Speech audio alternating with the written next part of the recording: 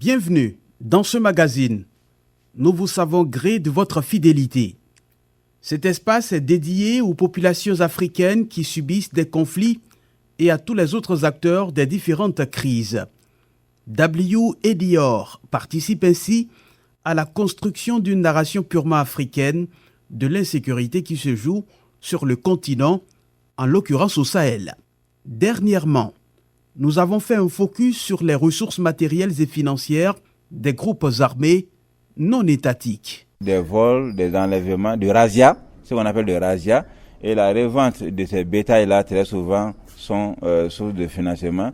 Il y a ce que les groupes terroristes islamistes font aussi, qu'ils appellent les zakat, torpiller les populations, les soutirer les biens céréalières et autres pour s'en servir au nom de la religion. Et Toyota BG que les rebelles utilisent là, ça fait 25 millions d'unités.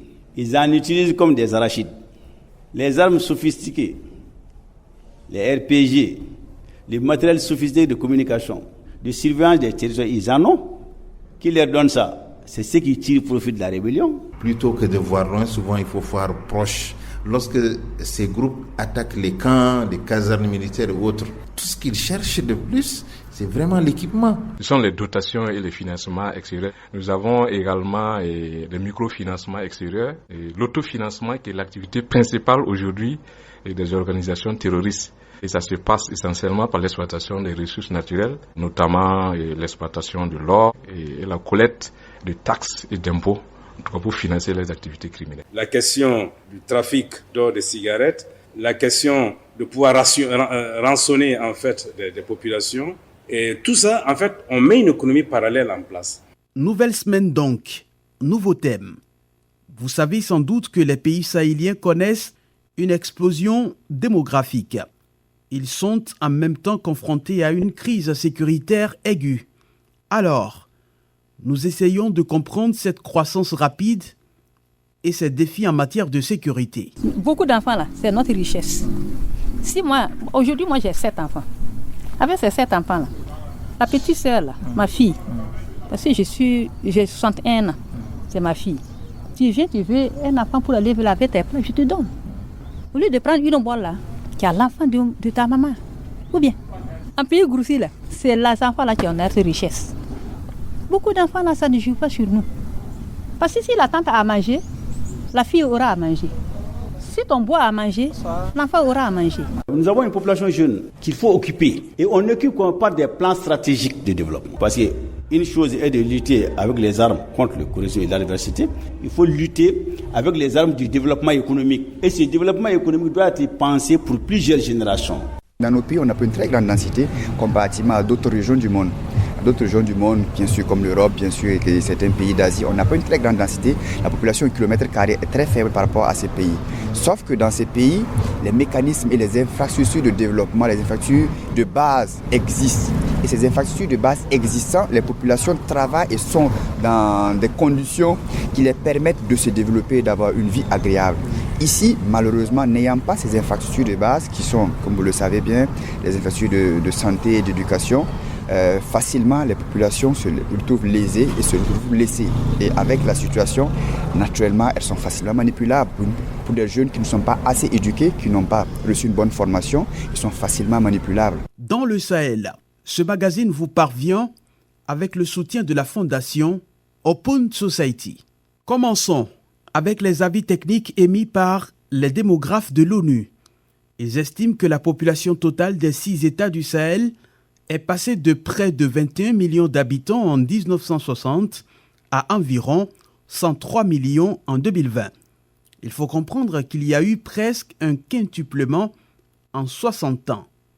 Les populations combinées des 6 pays du Sahel et du nord du Nigeria devraient ainsi passer de l'estimation actuelle, soit 181 millions d'habitants, à une fourchette comprise entre 370 millions et 415 millions d'habitants en 2045.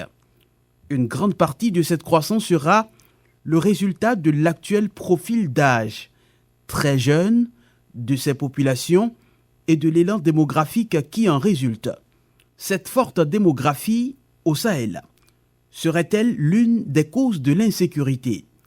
Certains acteurs le pensent, mais au Burkina Faso, la réponse semble être non. Les enfants là-bas sont considérés comme une richesse. Pour des Burkinabés à qui nous avons parlé, les causes de l'insécurité et l'expansion des groupes armés sont à rechercher ailleurs. Notre correspondant Martin Kaba a échangé avec des populations dans les régions du centre-est et du centre-ouest sur la question. Assis sur une terrasse, le président de la communauté musulmane du Sanguié ressasse encore la situation sécuritaire dans une partie de cette province. Depuis décembre 2023, des localités de la zone sont harcelées par les groupes armés, dont la commune de Dassa. El Hadj Anas Swando se rappelle encore le déplacement massif de population vers la ville de Réau, en majorité des femmes et enfants. Sincèrement dit, je ne sais pas comment il faut faire ça. Il y a des enfants qui ne peuvent pas marcher, puis il y a des femmes enceintes. Vraiment, ça nous dépasse. On demande bon Dieu, que bon Dieu n'ait quand même mis dedans pour vraiment ça là.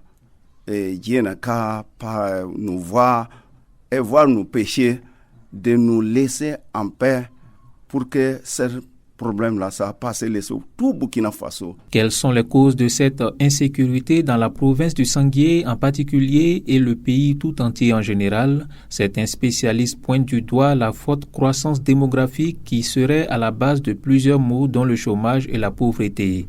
Selon le recensement général de la population, entre 1960 et 2020, la population burkinabé a quadruplé, passant de 4 829 000 habitants en 1960 à 21 510 000 en 2020. Mais cet avis n'est pas partagé par la présidente de l'Association des personnes âgées du Centre-Ouest, Fatimata Kangourou. Beaucoup d'enfants là, c'est notre richesse.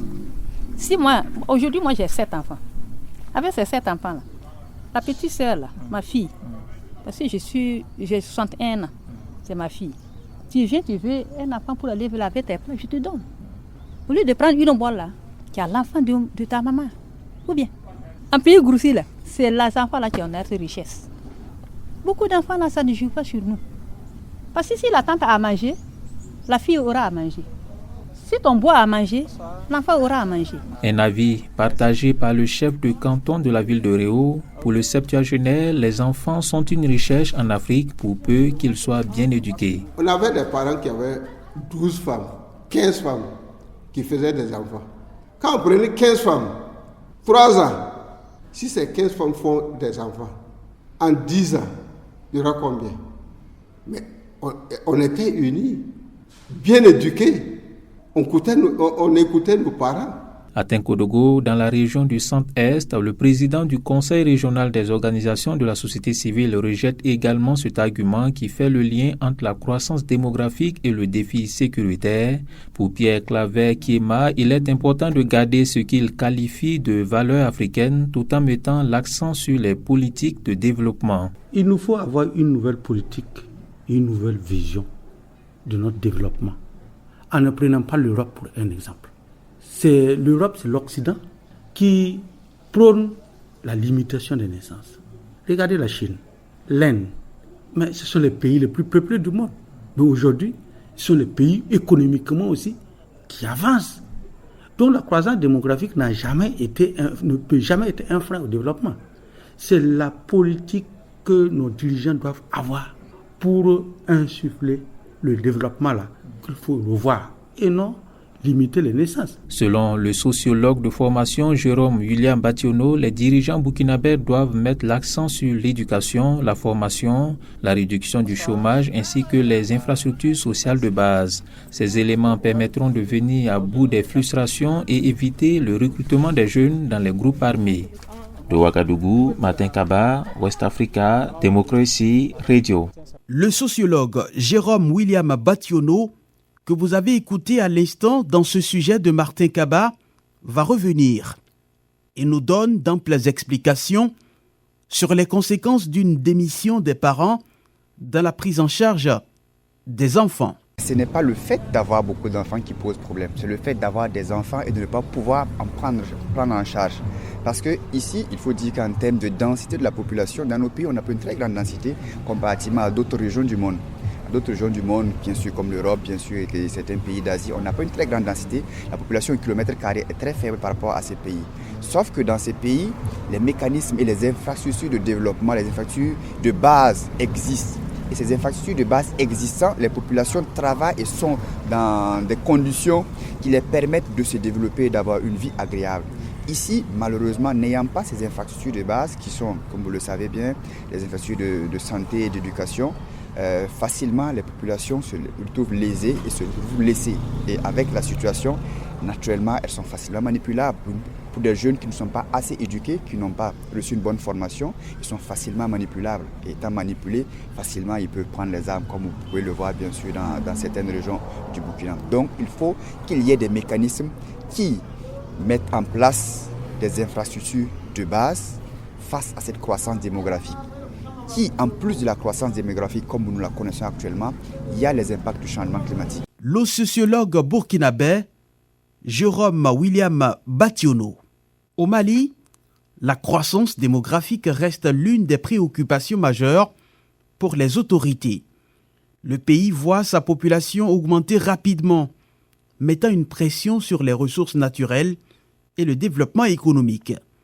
Dans les régions du centre où les groupes armés non étatiques dictent leurs lois, ce phénomène exacerbe la situation sécuritaire.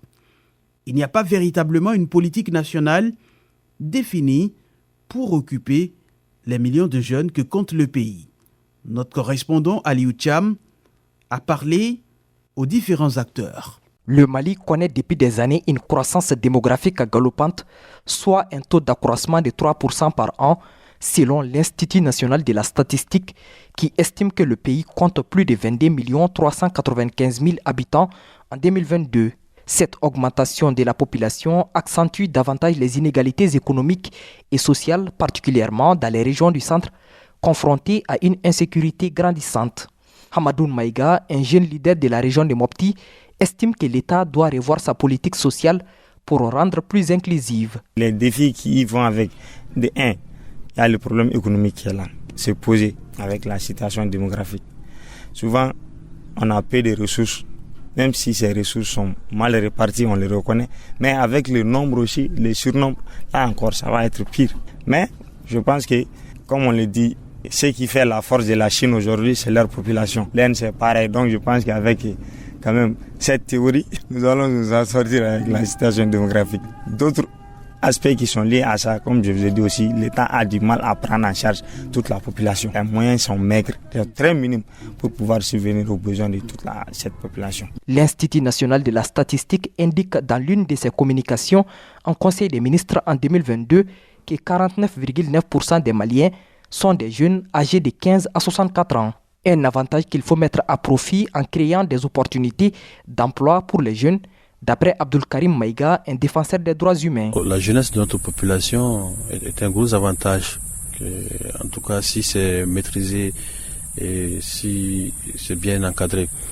En tout cas, surtout s'il y a des moyens qui peuvent empêcher à ce que les jeunes se rallient à ces mouvements radicaux, qu'il y a des opportunités de formation, d'emploi pour la jeunesse. Modibo Oumar Koulibaly, acteur de la société civile, est du même avis. Selon lui, il faut une bonne politique de développement en direction des jeunes. Nous avons une population jeune qu'il faut occuper et on n'occupe pas des plans stratégiques de développement. Parce qu'une chose est de lutter avec les armes contre le corruption et l'adversité, il faut lutter avec les armes du développement économique. Et ce développement économique doit être pensé pour plusieurs générations. Ce leader de la société civile s'est dit par ailleurs convaincu que les autorités parviendront à relever les défis. Les Maliens doivent encourager à se multiplier pour occuper le Sahel parce qu'on a l'impression que ça n'appartient à personne et que c'est un no man's land. Mais tout ça pour faire, il faut un développement volontariste. C'est-à-dire qu'aujourd'hui, pour occuper le Sahel, il faut amener de l'eau au Sahel et nous avons les moyens de le faire. Il faut installer les gens au Sahel. Pour installer les gens au Sahel, il faut donner à manger. Il faut leur donner de quoi vivre.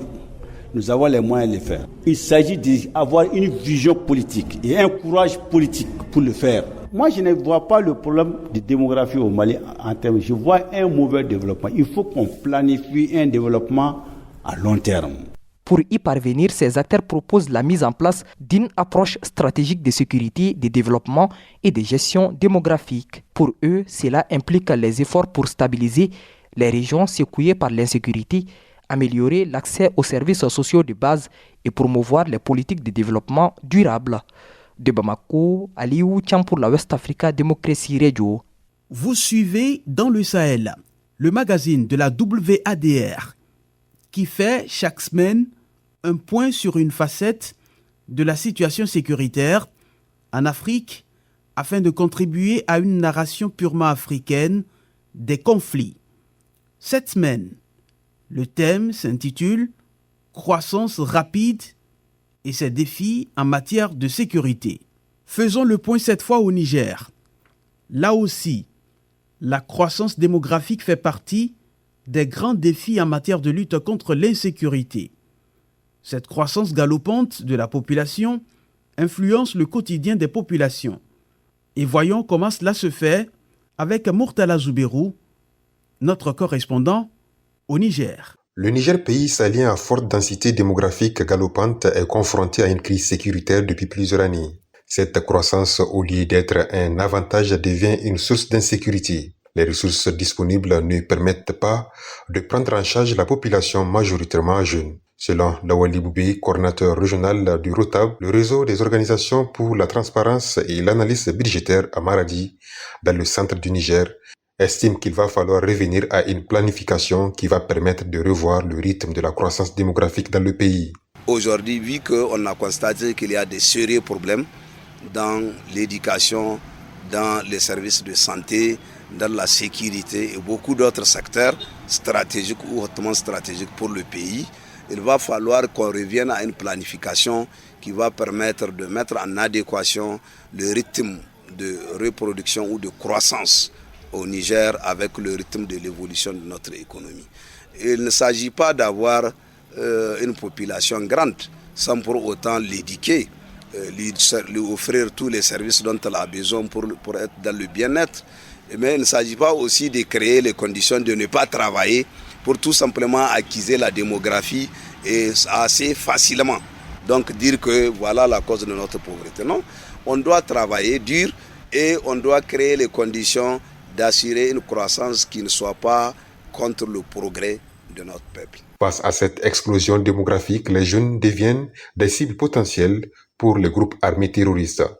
L'analyste politique Maître Mahama Lawali propose d'occuper cette jeunesse pour qu'elle n'intègre pas les rangs des groupes armés non étatiques.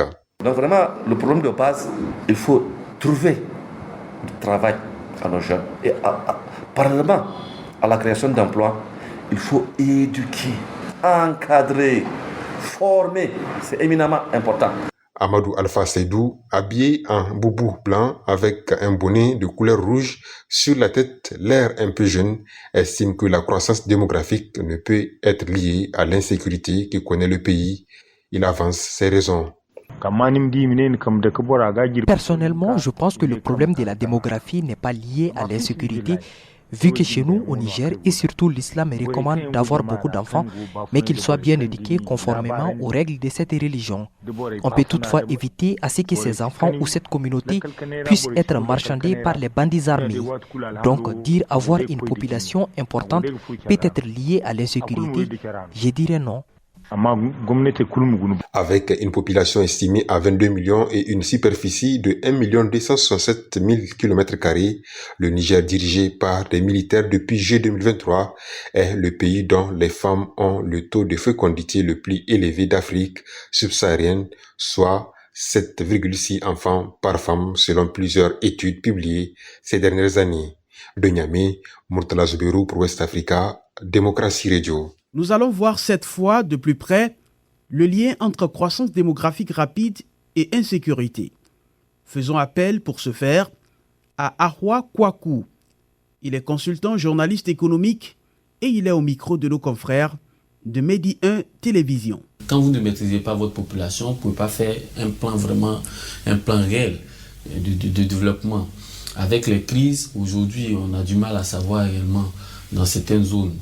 Pendant quelques années de 2000, lorsqu'on retourne, on prend en 2002, disons les années 99 à 2011, vous voyez qu'on n'était même pas sûr de savoir, de connaître notre population réelle. Dans ce cas, comment est-ce qu'on peut planifier un développement? Donc, la démographie a un impact sur le développement. La démographie pouvait être un avantage, mais dans le cas des États africains, elle est devenue un obstacle parce que cette jeunesse qui devait être une main-d'œuvre productive n'arrive pas à avoir du boulot. Cette jeunesse-là, lorsqu'elle a du boulot, c'est de l'informel, donc n'arrive pas à mettre son génie au profit du développement. C'est juste un petit nombre de personnes qui travaillent. Ensuite, la démographie a fait que nos villes, dans leur développement, aujourd'hui, vous voyez, c'est devenu des bidonvilles. Les bidonvilles prennent de l'ampleur. Tout cela contribue à créer l'insécurité, à créer des foyers de tension. Vous voyez même que lorsque, à l'intérieur même de chaque État, les conflits communautaires naissent de quoi? Naissent des phénomènes migratoires. Parce qu'on va vers les zones, par exemple, où il y a la forêt, puisqu'on a une économie essentiellement basée sur l'agriculture, on va dans telles zones, et lorsqu'on y arrive, la terre n'étant pas suffisante, bien sûr, on commence à se battre et il y a des conflits communautaires. Donc, la démographie qui devrait être un atout pour nous commence à être un obstacle réel pour nos développements. Ahwa Kwaku, consultant, journaliste économique, au micro de nos confrères de Medi 1 Télévision. Dans le Sahel, épisode 38, c'est terminé.